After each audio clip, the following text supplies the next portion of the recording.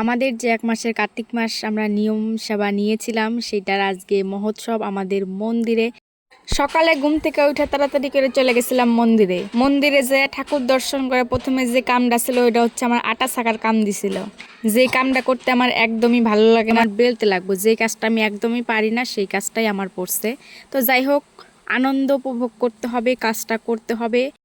আর এইখানে সবাই মিলে আমরা আজকে কাজ করতেছি। এখানে আমার মাও আছে, মাও কাজ করতেছে। আর আমাদের মন্দিরে যে অনুষ্ঠানটা আজকে হইতেছে সেটা সবাই মিলে আমরা করতেছি, মানে যারা যারা পরিক্রমার মাস নিয়েছে সবাই মিলে আজকে আমরা এই কাজটা করতেছি। কিন্তু এই কাজ করতে করতে আমার অল্প খিদা পাওয়া গেছে, যার জন্য মা আমাকে পাস্তা বানাই দিতেছে। সেই পাস্তাটা খাওয়ার জন্য আমি খুব সুন্দর করে দাঁড়াই আছি, কারণ অনেকক্ষণ থেকে আমার খিদা পাইয়া গেছে। সকাল থেকে ঠিকঠাকভাবে খাওয়া দাওয়া হয় নাই। তো এখানে বৈষ্ণব সবার যে কীর্তন ভোগারতি শুরু হয়ে গেছে, আর আমি এই জায়গায় চুপচাপ বইসা আছি আর কীর্তন শুনতেছি। তো তোমরা কে কে আছো যে তোমরা কার্তিক মাসের নিয়ম সেবা নিয়েছো অবশ্যই আমাকে একটু কমেন্ট করে জানাবে।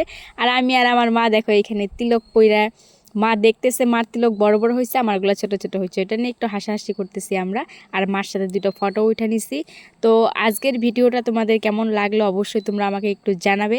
এখন যাব আমি প্রসাদ খাইতে। দেখো প্রসাদের মানুষ কিন্তু অনেকেই বসে পড়ছে এখানে। আমি লাস্ট স্টপিস পড়ে গেছি।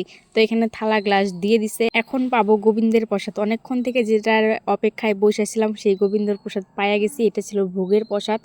এটার প্রসাদের স্বাদই অন্যরকম। সত্যি গাইস, তোমাদের কার কার ভালো লাগে এই গোবিন্দর প্রসাদ আমাকে অবশ্যই বলবে।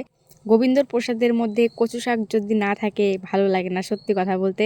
কচু শাক আমার তো খুবই ভালো লাগে। তো আমি ভিডিও বানাইতে বানাইতে দেখি আমার এখানে কচু শাক দিয়েও দিছে। তো আজকের ভিডিওটা তোমাদের কেমন লাগলো অবশ্যই আমাকে ছোট্ট একটা কমেন্ট করে জানাবে। Tata, bye bye.